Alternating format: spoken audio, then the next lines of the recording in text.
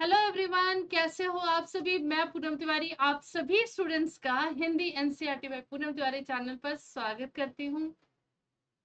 आप सभी का अभिनंदन करती हूँ, वंदन करती हूँ। उम्मीद करती हूँ आप सभी खुश होंगे और मेरे चैनल पे जरूर पढ़ते होंगे। नहीं पढ़ते हो तो पढ़ना शुरू कर दो, ठीक है। क्योंकि एक तो छोटे बच्चे जो 6th ग्रेड में पढ़ रहे हैं, 7th 8th 9th 10th आप सब लोग यहाँ से पढ़ के फायदा ले सकते हो। आपके अच्छे मार्क्स आ सकते हैं।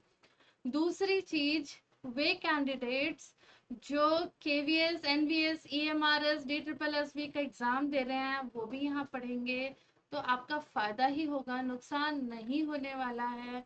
केवीएस का एग्जाम दे रहे हो, टीजीटी का पढ़ लो, क्योंकि मैंने क्लास के बीच में आपको इम्पॉर्टेंट पॉइंट्स भी बता रही हूँ, कौन सा चीज आपको कैसे याद रखना है, ट्रिक भी बता रही हूँ। लेकिन उसका मैंने कोई स्पेशल बोर्ड नहीं लगाया है कि भाई ट्रिक, ठीक है, इम्पोर्टेंट नहीं। वो मैं क्लास के बीच बीच में आपको मैं बताते जाती हूँ।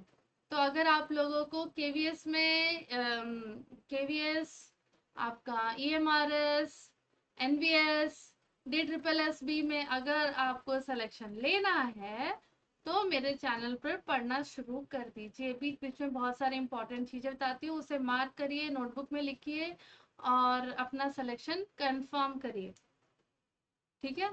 तो आज हम एक नया चैप्टर पढ़ने वाले हैं, क्लास 6 का, एनसीईआरटी सिलेबस से है।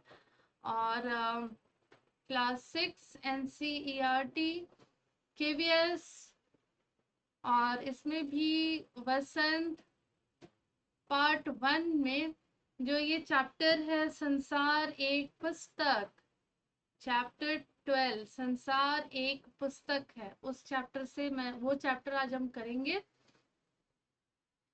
तो ये चैप्टर को, इस कहानी को लिखा है किसने, आपके अंदाजा लगा सकते हैं। संसार एक पुस्तक है, इसे लिखा है हमारे चाचा नेहरू जी ने। और ये लेटर, ये जो चैप्टर है ना, बेसिकली एक लेटर की एक बुक है, ठीक है। ऐसे जैसे एक ये पिता है और ये इनकी पुत्री है, तो एक पिता अपनी पुत्री को, आजकल तो व्हाट्सएप होता है ना, टेलीग्राम होता है, ईमेल होता है, लेकिन पहले के ज़माने में लेटर होता था, पत्र लिखा करते थे। तो चाचा नेहरू जी ने अपनी बेटी इंदिरा गांधी जी को पत्र लिखे। वो सारे पत्र क्या ना, एक बुक में पूरे संजो के लिखा गया, रखा गया है, जिसका बुक का नाम है पिता के पत्र पुत्री के नाम, ठीक है। ये बुक है। वो सारी चिट्ठियां जो इंदिरा गांधी को चाचा नेहरू जी ने लिखी थी, वो सारे उसमें संग्रहित करके रखी गई हैं। उस किताब का नाम है पिता के पत्र पुत्री के नाम, ठीक है, उसमें। और ये जो आज हम पढ़ रहे हैं उसी में से एक चैप्टर है, एक लेटर है जो चाचा नेहरू जी ने अपनी बेटी इंदिरा जी को लिखा था। अब यहाँ पर मैं आप लोगों को एक चीज और बताना चाहूंगी। इंदिरा जी के बचपन का नाम, इंदिरा जी का एक और नाम होता है प्रियदर्शिनी, ठीक है। उनका नाम होता है प्रियदर्शिनी, ये इनके बचपन का नाम था। और इनका, इंदिरा जी का जो बचपन का नाम प्रियदर्शिनी होता है। और ये जो चैप्टर, ये जो रचना आप पढ़ने जा रहे हो, जो लेटर पढ़ने जा रहे हो, पिता जवाहरलाल नेहरू जी ने जो अपनी बिटिया रानी को लिखा था, प्रियदर्शिनी जी उर्फ इंदिरा जी को लिखा था, ये एक अनुदित रचना है, अनुदित रचना है, ठीक है। मतलब अनुदित रचना क्या होती है, जिसका अनुवाद किया जा सके, जिसका ट्रांसलेशन किया जा सके। अब यहाँ पर एक बात और जानने लायक ये है कि जवाहरलाल नेहरू जी ने जितने पत्र लिखे थे अपनी बेटी को, इंदिरा जी को, वो सारे इंग्लिश में लिखे थे, ठीक है। अंग्रेजी भाषा में लिखा था, इंग्लिश लैंग्वेज में लिखा था, और उसी को अनुवाद किया गया है। अब ये अनुवाद किसने किया था, प्रेमचंद जी ने किया था, ठीक है। तो ये सारे पत्र जवाहरलाल नेहरू जी ने इंदिरा जी को और प्रियदर्शिनी जी को इंग्लिश में लिखे थे, लेकिन उसे अनुवाद किसने किया, प्रेमचंद जी ने किया है। क्लियर है। ये कुछ इम्पोर्टेंट बातें थी जो मुझे लगा आप लोग के साथ शेयर करनी चाहिए। अब देखते हैं जवाहरलाल नेहरू जी का बर्थडे कब रहता है। 14 नवंबर 1889। और इनकी ये अपना शरीर त्याग देते हैं 27 मई 1964। 14 नवंबर हम सभी के जीवन में बार बार आता है, हर साल आता है, और इस दिन एक खास प्रोग्राम मनाया जाता है। वो क्या प्रोग्राम है, किस रूप में उनका बर्थडे मनाया जाता है, आप लोगों को कमेंट बॉक्स में कमेंट करके मुझे बताना है। अब देखो, जवाहरलाल नेहरू के बाद जिन्होंने ये लेटर लिखा है उनके बारे में थोड़ा हम जानेंगे। आजाद भारत के प्रथम प्रधानमंत्री थे, first prime minister of India after independence. कौन थे? जवाहरलाल नेहरू। बच्चों से उन्हें बेहद लगाव था, वे चाचा नेहरू के नाम से जानते थे। बेटी इंदिरा जब 10 वर्ष की थी तब नेहरू जी ने उन्हें अनेक चिट्ठियां लिखी। इनमें बताया गया है कि पृथ्वी की शुरुआत कैसे हुई और मनुष्य ने अपने आप को कैसे धीरे धीरे समझा, पहचाना, जाना। ठीक है, ये चिट्ठियां बच्चों में अपने आसपास की दुनिया के बारे में सोचने, समझने और जानने की उत्सुकता पैदा करती है।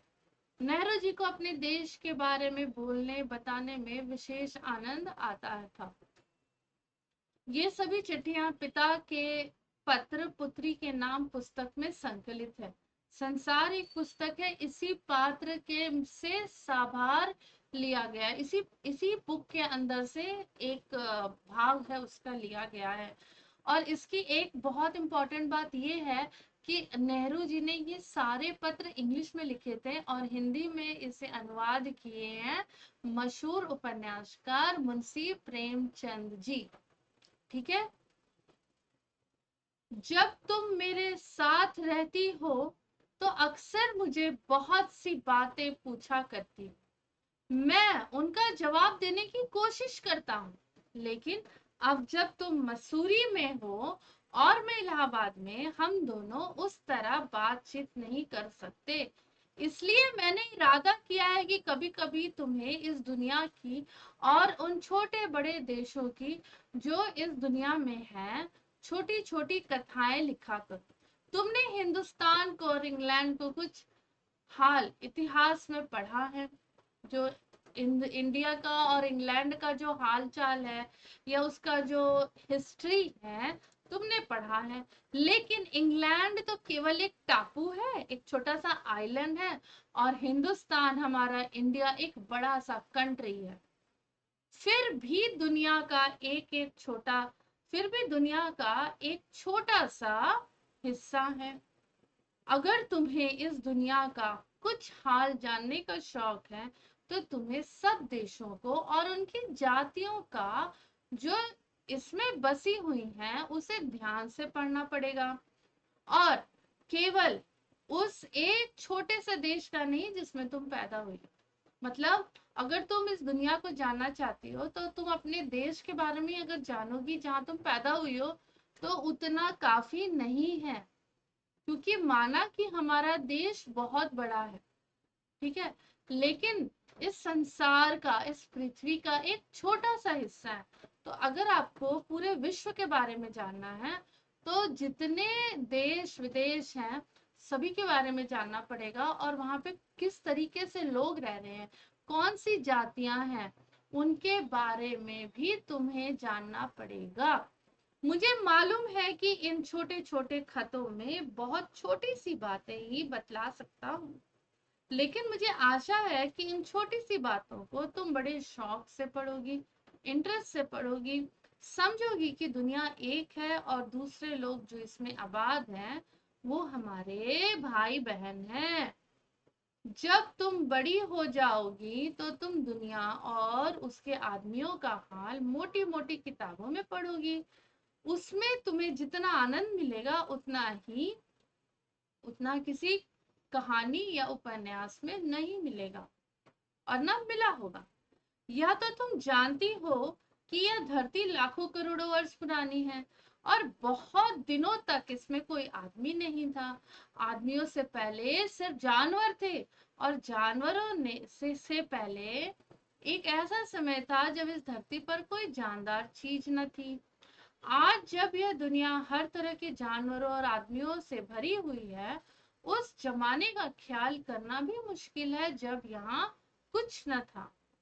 लेकिन विज्ञान जानने वालों और विद्वानों ने, जिन्होंने इस विषय का को खूब सोचा और पढ़ा है, लिखा है कि एक समय ऐसा था जब धरती बेहद गर्म थी और इस पर कोई जानदार चीज नहीं रह सकती थी।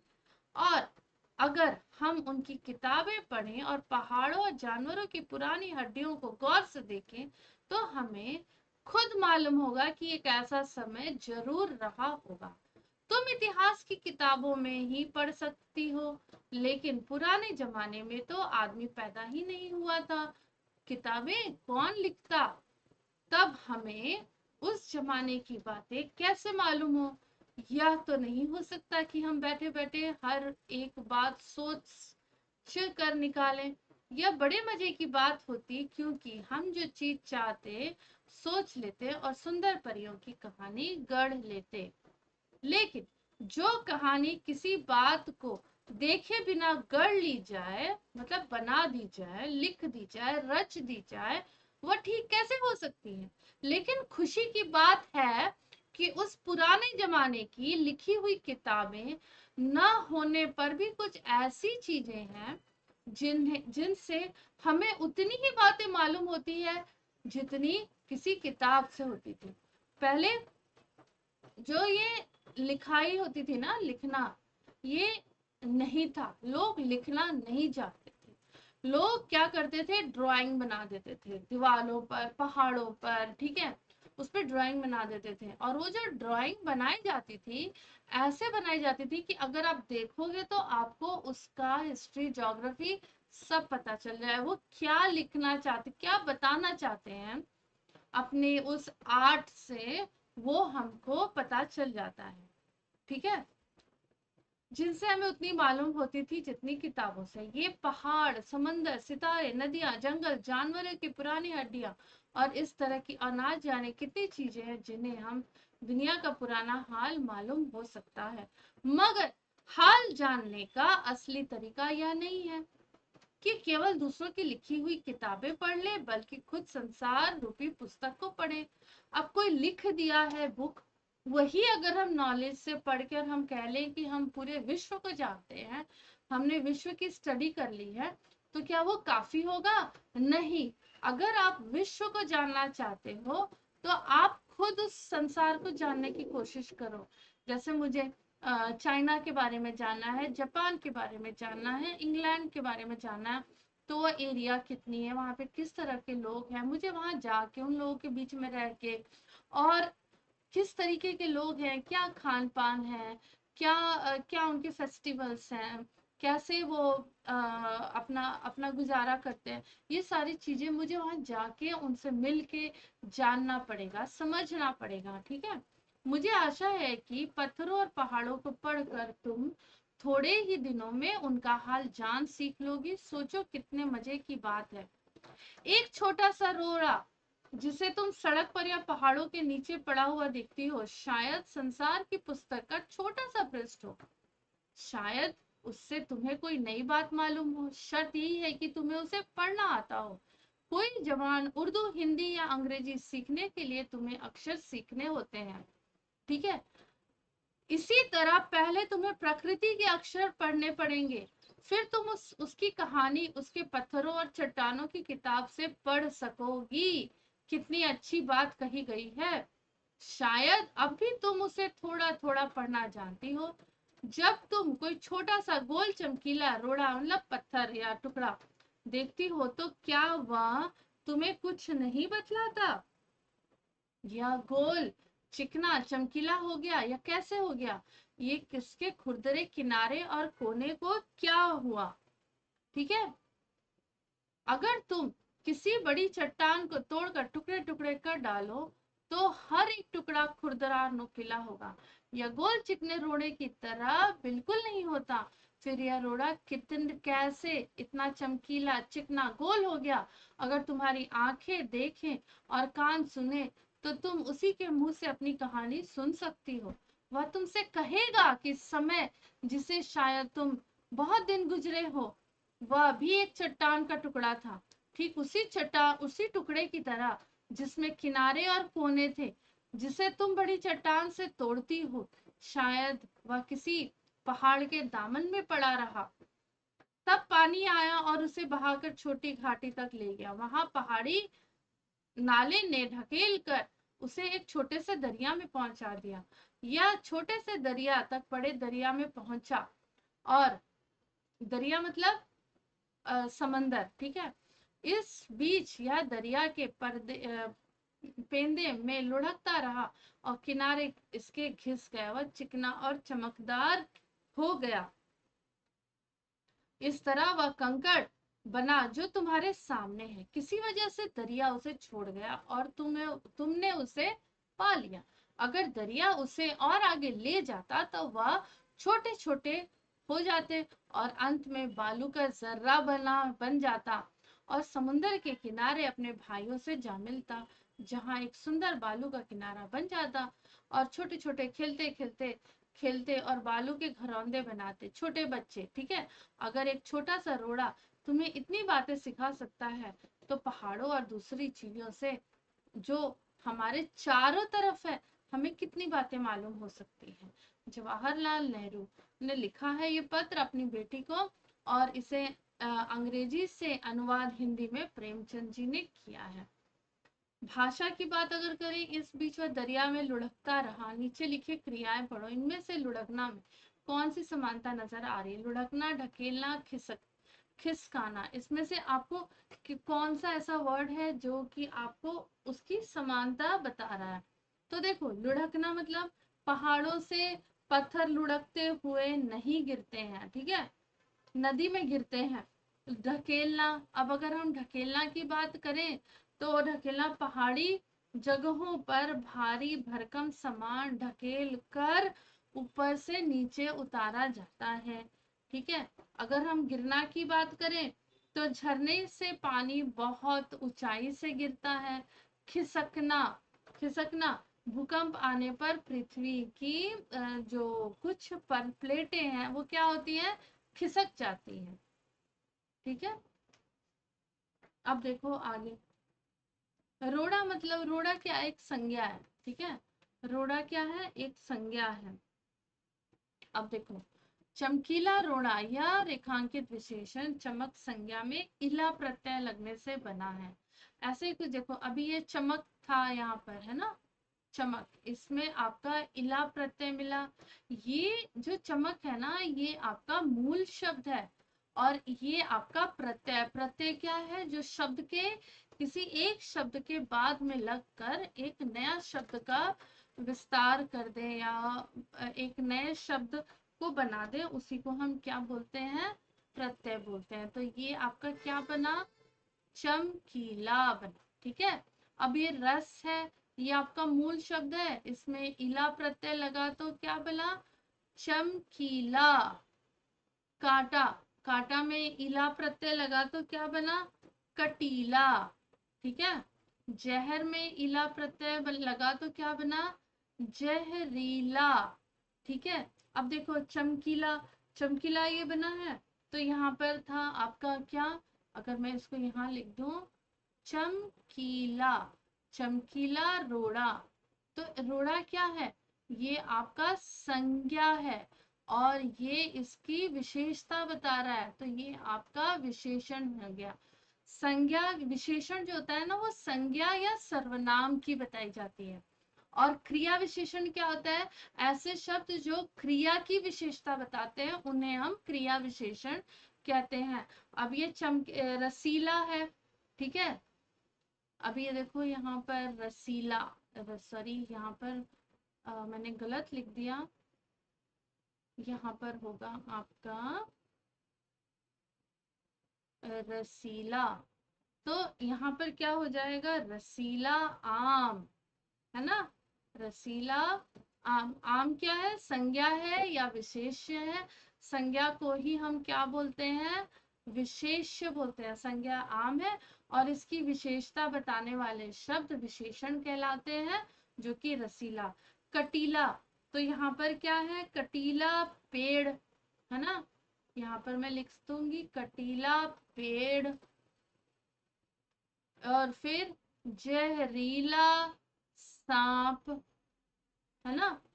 तो ये हो गया। अब देखो विशेषण क्या होता है। विशेषण जो शब्द किसी शब्द की किसी संज्ञा या फिर सर्वनाम की विशेषता बताते हैं, उनको हम क्या कहते हैं, विशेषण कहते हैं। ठीक है, जैसे कि मैं यहाँ लिख देती हूँ विशेषण क्या होता है। ऐसे शब्द जो संज्ञा या सर्वनाम की विशेषता बताएं, उन्हें हम विशेषण कहते हैं। और विशेष्य क्या होता है, ये संज्ञा को ही हम विशेष्य भी बोलते हैं। ऐसे संज्ञा या सर्वनाम, ऐसे संज्ञा या सर्वनाम जिनकी विशेषता बताई जाए, उन्हें हम विशेष्य कहते हैं। ठीक है।